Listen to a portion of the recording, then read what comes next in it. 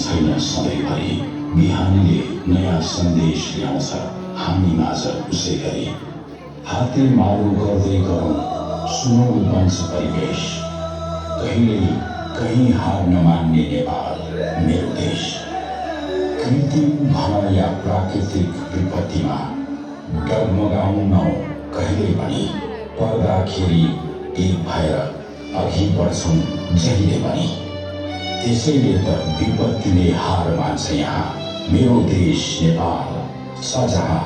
मेरो देश नेपाल छ जहाँ।